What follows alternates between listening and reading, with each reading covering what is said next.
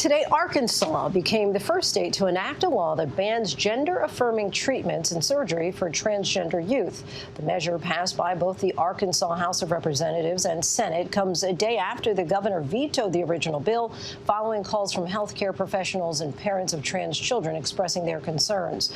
While this may be a first, it is part of a larger pattern of emergency political culture wars over legislation across various states on the topic of transgender youth, whether it be healthcare access or their ability to participate in sports.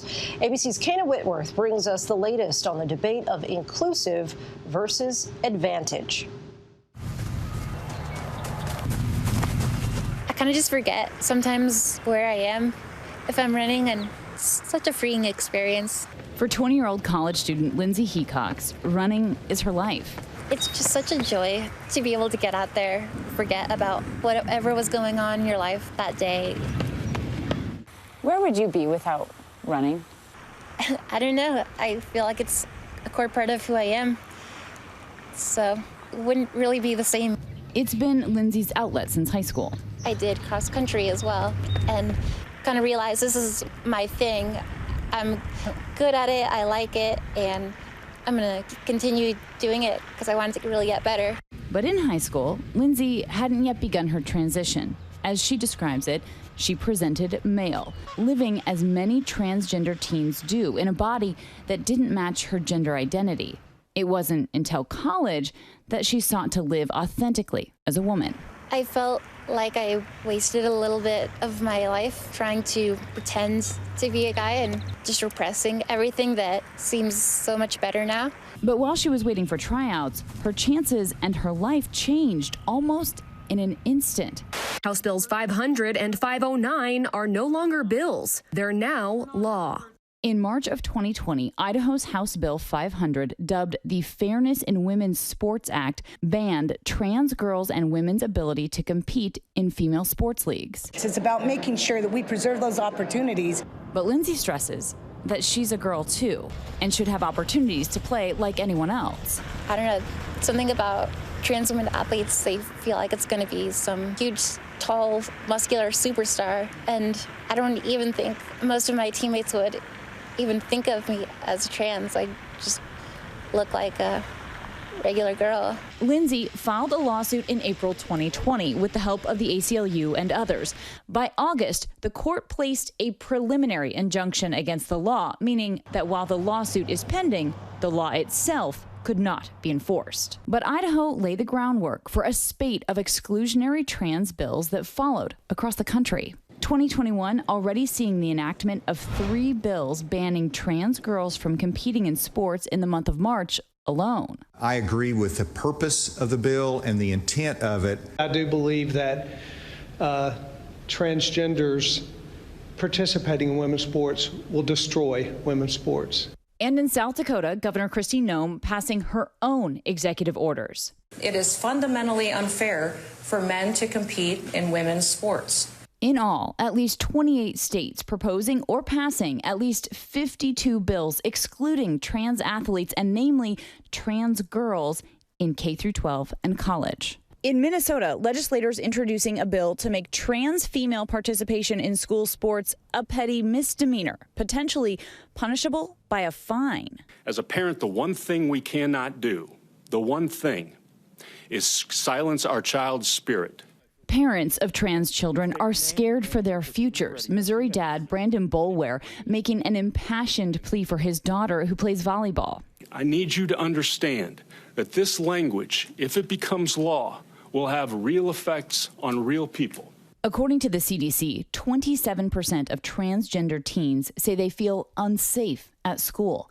35% have attempted suicide. But some cisgender female athletes, girls whose gender identity match their sex assigned at birth, say they are being displaced and pushed out by transgender athletes. I know what it's like to be beat by a biological male in my own sport. I've seen them beat some of the fastest girls in this nation. 19-year-old Madison Kenyon, a sophomore runner for Idaho State University, says losing to a trans female in her first collegiate race was discouraging. We're not here for a participation trophy. We've been working so hard. We've been making so many sacrifices, and we're not just here to participate. We want to compete, and we want to compete on a fair playing field. 18-year-old Chelsea Mitchell says she lost several state titles after racing against 2 trans females in high school. Mitchell finding herself in 3rd place behind the 2 trans athletes. Personally, I lost 4 state championships, 2 All New England awards, and countless other opportunities to advance to meets and to place. And so I decided to speak out because, I believe that this was unfair for me and my other competitors. She was able to beat one of the trans runners in later races. When I was able to win, it was great. I felt like I finally got the recognition I deserved. Mitchell is currently a scholarship athlete at William & Mary in Virginia. Neither of her trans competitors were offered scholarships. Both Mitchell and Kenyon have joined lawsuits against trans female participation in women's sports and are represented by the Alliance Defending Freedom, a conservative legal advocacy organization. They say it's not about hate or being anti-trans. It's about fairness and opportunity. Are you worried about the future of female sports? I think that everyone should have a place to compete, and that everyone has a right to participate in sports. But the question is, where is that most fair? And for female athletes, it's most fair for biological women to be competing against biological women.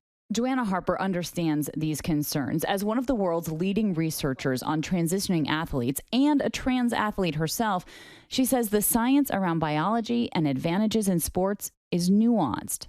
Many critics of transgender women have suggested that trans women have unfair advantages over cisgender or typical women. And it is certainly true that as a population group, trans women do have athletic advantages over cis women. We do, however, allow advantages in sport. She says, for example, left-handed baseball players have an advantage over right-handed players in many instances. But most experts agree, no matter the gender assigned at birth, people have a range of athletic abilities.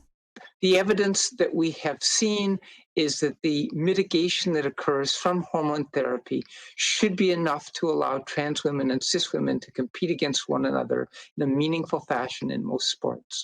I would suggest that it is never the right response to outright ban trans athletes.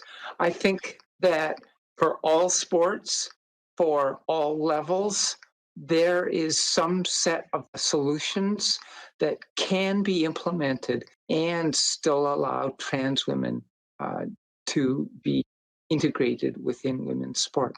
While more comprehensive studies need to be done to determine what can be considered a compromise, leading sports organizations have put out guidance based on their understanding of current research. In 2011, the NCAA issued national guidance for trans participation in sports at the collegiate level.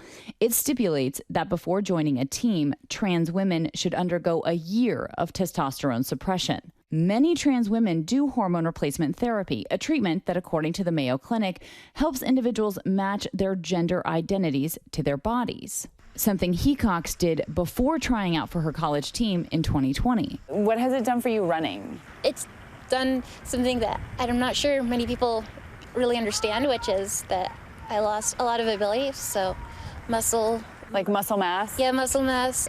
The stamina as well. All decreased. Really? I could feel myself getting slower, and I was all right with that. All right, because she was now within the range of other female athletes. Despite a rigorous training schedule provided by the school, she wasn't fast enough to make the Broncos track team in 2020. I felt pretty disappointed with my times, actually. She says she didn't make the team solely based on her performance. The story that the anti-trans advocates are telling would make people think that LeBron James is going to play on a 4th grade girls basketball team, even though what we're actually talking about are a bunch of kids who are just living them as themselves. Every single individual is a human. We are all people. We all deserve to be treated with integrity and with respect.